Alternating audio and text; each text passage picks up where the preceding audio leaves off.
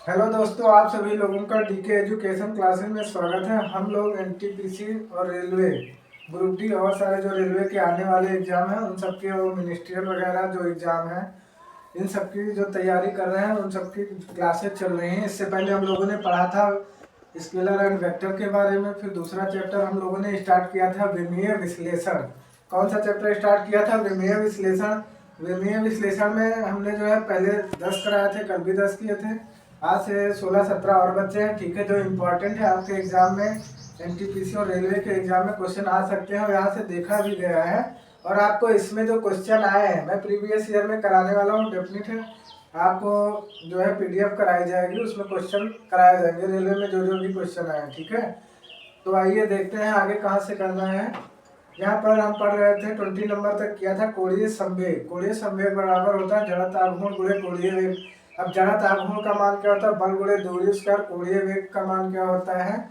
कोण बटा कोणीय वेग का मतलब कोण बटा समय। कोण बटा समय का मतलब एल की पावर 0 ही होती, टी की पावर नीचे टी है तो ऊपर टी की पावर -1। ठीक है, तो इस तरीके से करना था। अगर ये आपको निकालना आ गया तो आपको जो है न्यूटन मीटर, किलोग्राम मीटर या वेबर मीटर या अर्ग मीटर या डाइन, ये सारी चीजें क्लियर हो जाएंगी, ठीक है। तो शिद्दत से क्लास करिएगा। आइए देखते हैं। फिर अब आपको निकालना है गुरुत्वाकर्षण नियतांक, जिसको आप बोलते हैं ग्रेविटेशनल कांस्टेंट। गुरुत्वाकर्षण नियतांक को क्या बोलते हैं? Gravitational constant. तो इसमें क्या होता है? गुरुत्वाकर्षण नियतांक में आप लिखेंगे गुरुत्वाकर्षण नियतांक। 21 नंबर है गुरुत्वाकर्षण नियतांक। गुरुत्वाकर्षण गुरुत्वाकर्षण नियतांक नियतांक। अब गुरुत्वाकर्षण नियतांक में आप देखेंगे क्या होता है। इसमें गुरुत्वाकर्षण नियतांक में क्या होता है आपने पढ़ा होगा, F बराबर जी जमीन बटे आर स्क्वायर, इस तरीके से करके है। तो यहाँ पर आप देखेंगे बल गुणे, यहाँ पर क्या हो जाएगा? बल गुणे दूरी का स्क्वायर अपान में क्या होता है? बटे आर का स्क्वायर। बल गुणे दूरी स्क्वायर बटे द्रव्यमान का स्क्वायर, ठीक है। अब ये कैसे निकालोगे? द्रव्यमान का स्क्वायर। अब आपने पढ़ा होगा F बराबर क्या होता है? फार्मूला F बराबर होता है Gm1m2 अपान आर स्क्वायर, ठीक है। तो ये F ये हो जाएगा गुणे आर स्क्वायर बटा m1m2 को तो क्या हो जाएगा? m स्क्वायर हो जाएगा, बराबर क्या आ जाएगा? G। तो ग्रेविटेशनल कांस्टेंट आपका जो आएगा G आ जाएगा। तो आप इस तरीके से इसको निकाला गया, ठीक है। शिद्दत से क्लास करिएगा, एकदम सारी चीजें आपको क्लियर होने वाली हैं। क्लासेस जो पीछे चल रहे हैं उसको आप रिवीजन भी साथ में करते रहिए, ठीक है। क्योंकि एक दो बार पढ़ने से हो सकता है आप भूल जाए, बार बार रिवीजन करेंगे तो आपको डेफिनेटली कम चीजें आपकी समझ में भी आएंगी और आपको याद भी हो जाएंगी, ठीक है। तो आपने यहाँ से ये कर लिया। अब इसको ऐसे लिखना है, बल क्या होता है? ml की पावर -2 होता है, ठीक है। यहाँ पर दूरी एल स्क्वायर है आपका और फिर यहाँ पर द्रव्यमान m स्क्वायर है। तो आप यहाँ पर देखेंगे m की पावर -1 हो जाएगा, क्योंकि m कट जाएगा, ये -1, ये l क्यूब हो जाएगा, ये t की पावर क्या हो जाएगा? -2। अब इसी में न्यूटन मीटर जो भी है, अब यहाँ पर ऐसे भी कर सकते हैं, कभी कभी आपसे पेपर में दे देगा कि न्यूटन मीटर स्क्वायर प्रति किलोग्राम स्क्वायर। तो ये सारी चीज़ें आपको जब ये चीज़ आती होगी निकालने तो आपको बिल्कुल आसानी से समझ में आ जाएगा। तो इस तरीके से m की पावर -1, l की पावर 3, t की पावर -2। तो इस तरीके से ये आपका हो गया। आइए नेक्स्ट देखते हैं 22 नंबर गुरुत्वीय क्षेत्र की तीव्रता। अगला क्या है? 22 नंबर है गुरुत्वीय क्षेत्र की तीव्रता। गुरुत्वीय क्षेत्र की तीव्रता, क्षेत्र की तीव्रता अब गुरुत्वीय क्षेत्र की तीव्रता की बात करेंगे तो गुरुत्वीय क्षेत्र की तीव्रता में आप देखेंगे क्या होता है? जी का मान क्या होता है? बल बटे द्रव्यमान, गुरुत्वाकर्षण बल बटे द्रव्यमान। तो इंटेंसिटी ऑफ ग्रेविटेशनल फील्ड, ठीक है। इंटेंसिटी ऑफ ग्रेविटेशनल फील्ड बराबर क्या होता है? बल गुरुत्वाकर्षण बल लगता है, ठीक है। गुरुत्वीय क्षेत्र की तीव्रता, तो गुरुत्वीय क्षेत्र की तीव्रता होगी तो गुरुत्वाकर्षण बल लगेगा ही, बटे में क्या हो जाएगा? द्रव्यमान हो जाएगा। तो गुरुत्वाकर्षण बल गुरुत्वाकर्षण बल, गुरुत्वाकर्षण बल बटा आपका क्या हो जाएगा, गुरुत्वाकर्षण बल बटे द्रव्यमान। तो द्रव्यमान आपका ये आ जाएगा। अब ये आपका द्रव्यमान हो गया, तो आप मान क्या निकालोगे, बल का क्या होता है ml टी की पावर -2 अपान में m, तो mm कट जाएगा, बचेगा क्या l टी की पावर -2। तो ये आ जाएगा गुरुत्वीय क्षेत्र की तीव्रता, ठीक है, इंटेंसिटी ऑफ ग्रेविटेशनल फील्ड। ये चीजें आपकी क्लियर हो गई। आइए अगला देखते हैं, नेक्स्ट में क्या होता है, गुरुत्वीय विभव है। गुरुत्वीय विभव, ग्रेविटेशनल पोटेंशियल, ठीक है, गुरुत्वीय विभव 23 नंबर है, गुरुत्वीय विभव। गुरुत्वीय विभव, गुरुत्वीय विभव बराबर क्या होता है, गुरुत्वीय विभव बराबर क्या होता है, गुरुत्वीय विभव बराबर कार्य बटा द्रव्यमान होता है। क्या होता है, कार्य बटा द्रव्यमान, कार्य बटे द्रव्यमान, ठीक है, क्या होता है, कार्य बटा द्रव्यमान होता है। अब ये कार्य बटा द्रव्यमान होता है, तो कार्य क्या होता है, ml² टी की पावर -2 होता है बटे m होता है। अब m ये कट जाएगा यहाँ पर, तो बचेगा क्या, l² टी की पावर -2, यही आ जाएगा आपका आंसर। तो इस तरीके से आपको क्वेश्चन को करना है। 21 गुरुत्वाकर्षण नियतांक आपने सीख लिया, गुरुत्वीय क्षेत्र की तीव्रता निकाली आपने, उसके बाद गुरुत्वीय विभव आपने निकालना सीख लिया, ठीक है। अब आइए नेक्स्ट देखते हैं, जो आपके एनटीपीसी एग्जाम में देखने को मिला था, ये है आपका 24 नंबर में।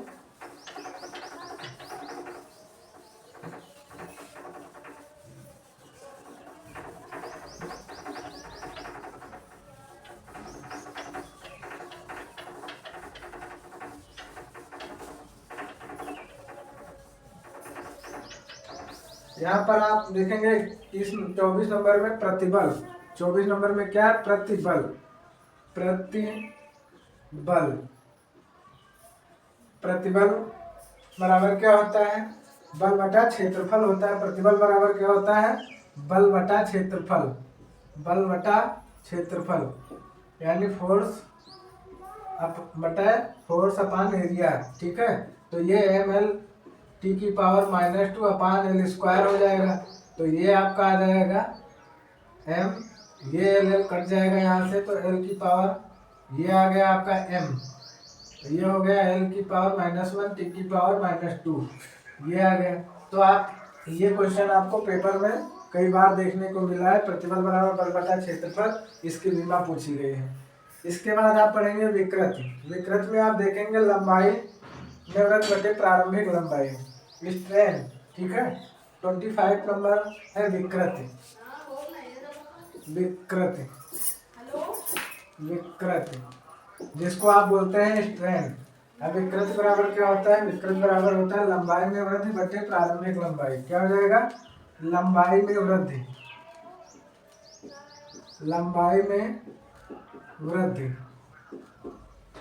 जैसे मान लिया आपने सोने का एक तार लिया, सोना लिया, ठीक है, जब उसको मेल्टिंग पॉइंट पर पिघलाएंगे तो वो काफ़ी ज़्यादा जो है पतला होता चला जाएगा, ठीक है। उसमें आप देखेंगे लंबाई में जो वृद्धि होगी, कितनी वृद्धि है, पहले कितनी लंबाई थी, प्रारंभिक लंबाई, ठीक है। तो उसमें आप रेशियो निकालेंगे, प्रारंभिक लंबाई, प्रारंभिक लंबाई, ठीक है। तो ये प्रारंभिक लंबाई आपकी हो गई, तो इसमें लंबाई में वृद्धि एल हो जाएगा, प्रारंभिक लंबाई एल हो जाएगी, तो इसका मान क्या हो जाएगा, 0, यानी L0 का, L की पावर 0 का मतलब है ये विमाहीन राशि है। और आपसे ये एनटीपीसी के एग्जाम में और रेलवे ग्रुप डी के एग्जाम में पूछा भी गया है कि आप ये बताइए कि विकृति जो होती है उसका मान कैसी राशि है। तो उसमें ऑप्शन दे दिया गया, ऑप्शन कैसा दिया गया, m की पावर 0 दे दिया, l की पावर 0 दे दिया, t की पावर -1, m की पावर 0 दिया, l की पावर 0, t की पावर या m की पावर 2 दे दिया, l की पावर 0, t की पावर 1 दे दिया, और लास्ट में m की पावर 0 है, l की पावर 0 है, t की पावर 0 है, तो इस तरीके से दे दिया।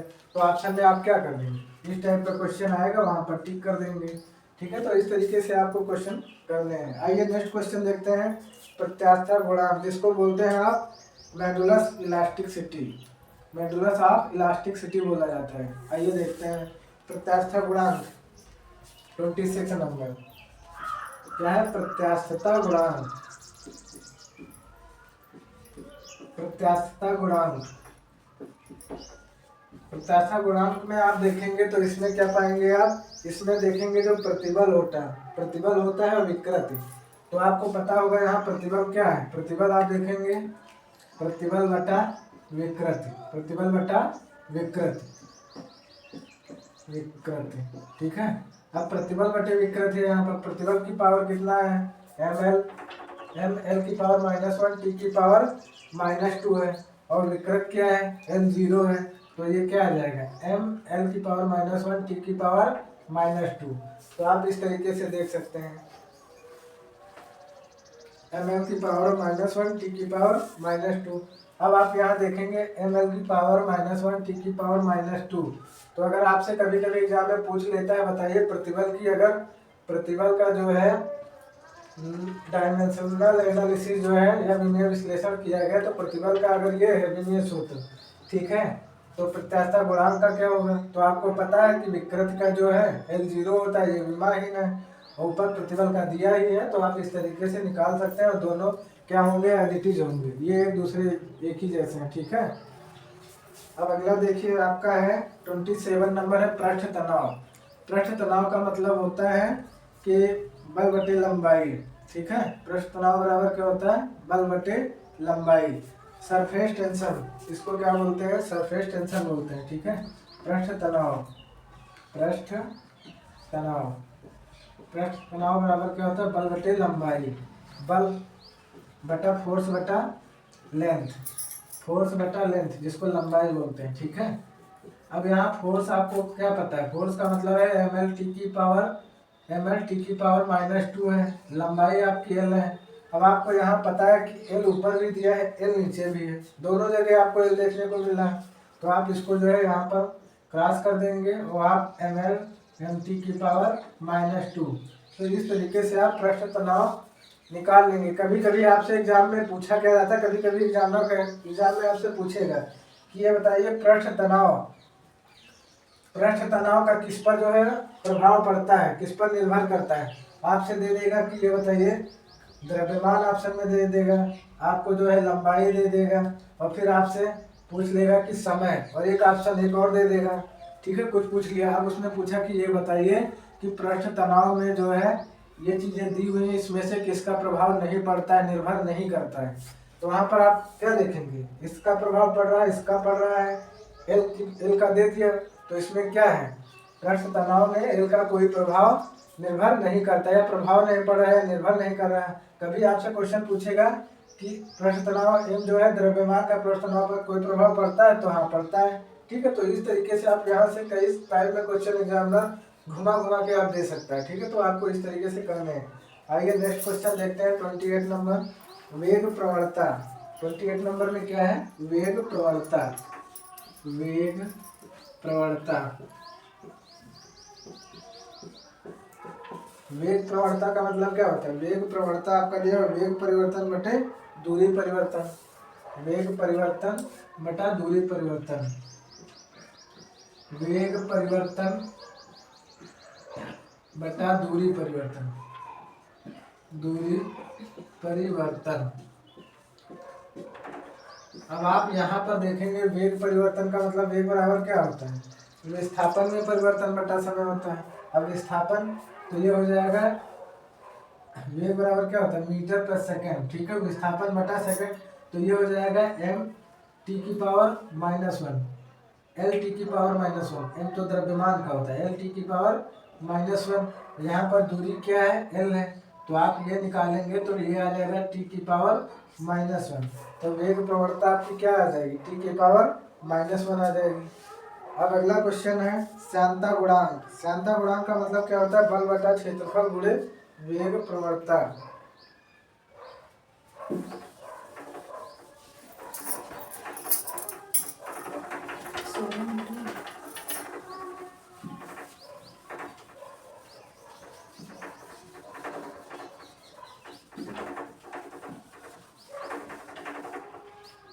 श्यानता गुणांक बराबर होता है श्यानता गुणांक, श्यानता गुणांक। श्यानता गुणांक मतलब क्या होता है, वेग बल बटा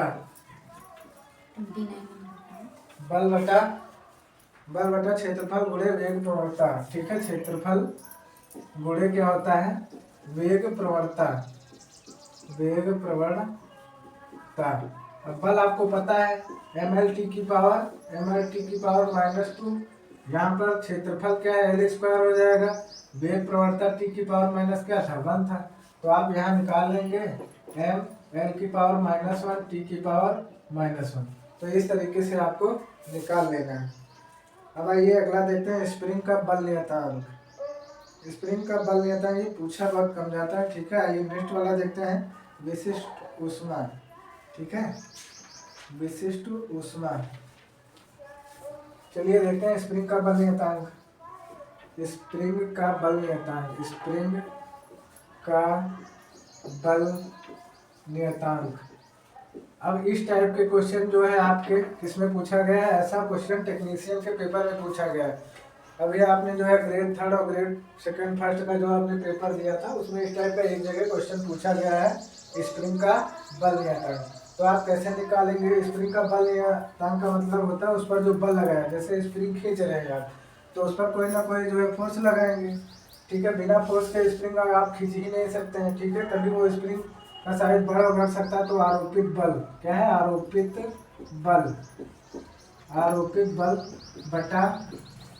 बल बटा लंबाई में वृद्धि। जैसे कोई स्प्रिंग है, जब खींचोगे तो उस पर बल लगाओगे, उस पर स्प्रिंग में वृद्धि। ठीक है, तो क्या होगा, लंबाई में वृद्धि।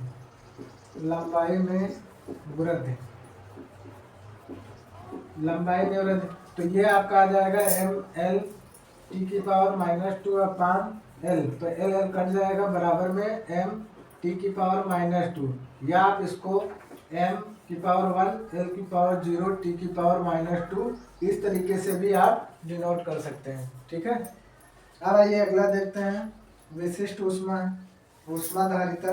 ये सारी चीजें अब नहीं पूछी जाती हैं आपके एग्जाम में, गुप्त ऊष्मा का पूछ लिया जाता है। ठीक है, अब गुप्त ऊष्मा बराबर क्या होता है, अगला देखिए। आगे आइए देखते हैं क्या करना है। अब देखना है गुप्त ऊष्मा, जिसको लैटेंट हीट बोलते हैं। क्या बोलते हैं, लैटेंट हीट। गुप्त ऊष्मा के बारे में आइए देखते हैं। गुप्त ऊष्मा की विमा क्या होती है, गुप्त ऊष्मा। तो गुप्त ऊष्मा के बारे में आप देखेंगे, यहाँ पर दिया गया ऊष्मीय ऊर्जा बटे द्रव्यमान। गुप्त ऊष्मा बराबर क्या होता है, फिर से बोले क्या, गुप्त ऊष्मा बराबर क्या होता है, ऊष्मीय ऊर्जा बटे द्रव्यमान। गुप्त ऊष्मा बराबर ऊष्मीय ऊर्जा, क्या है, ऊष्मीय ऊर्जा बटा द्रव्यमान। ऊष्मीय ऊर्जा बटे द्रव्यमान। तो ऊष्मीय ऊर्जा क्या होगी, ml² t की पावर -2 बटे द्रव्यमान क्या है, m। अब m ये कट जाएगा, बचेगा क्या, l² t की पावर -2। तो ये आपका आ गया ऊष्मीय ऊर्जा हो गया। अब इसके बाद आपका क्या बचा है, दाब प्रवणता। क्या है, दाब प्रवणता। ठीक है, दाब प्रवणता बराबर क्या होता है, दाब परिवर्तन बटे दूरी परिवर्तन। दाब प्रवणता क्या है, दाब प्रवणता बराबर क्या होता है, दाब प्रवणता बराबर होता है दाब परिवर्तन बटे दूरी परिवर्तन। दाब परिवर्तन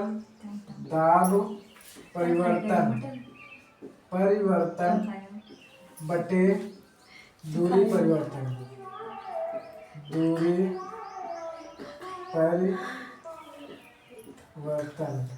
तो दाब क्या होता है, दाब बराबर होता है बल बटा क्षेत्रफल।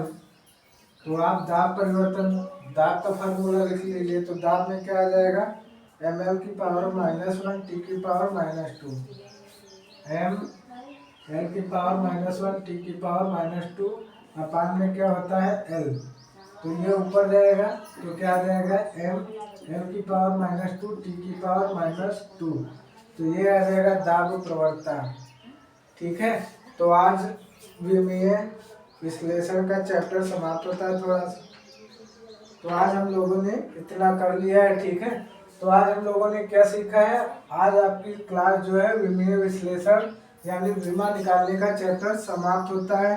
अब इसमें से जहाँ से क्वेश्चन पूछे जाएंगे थोड़ा सा उसमें मैं कराने वाला हूँ। उसमें आपको क्या देखना है कि उसमें एग्जाम में पूछता है कि ये बताइए किसकी बीमा, जैसे पूछ लिया कि कार्य की बीमा जो है किस भौतिक राशि की बीमा के बराबर है। उसमें पूछ लिया कार्य की बीमा जो है बल आघूर्ण की ऊष्मा के बराबर है या दाब के बराबर है या संवेग के बराबर है या त्वरण के बराबर है। तो उसमें से एक ऑप्शन टिक करना है। तो इस तरीके का एक छोटा सा टॉपिक और रह गया है। उसके बाद हमारी जो विमीय विश्लेषण की क्लास समाप्त होने वाली है। उसके बाद हम इसके क्वेश्चन करेंगे, फिर आगे बढ़ेंगे नेक्स्ट चैप्टर को लेकर के, ठीक है। तो आज के लिए आपकी क्लास यहीं पर समाप्त होती है। तब तक के लिए धन्यवाद। जय हिंद, जय भारत।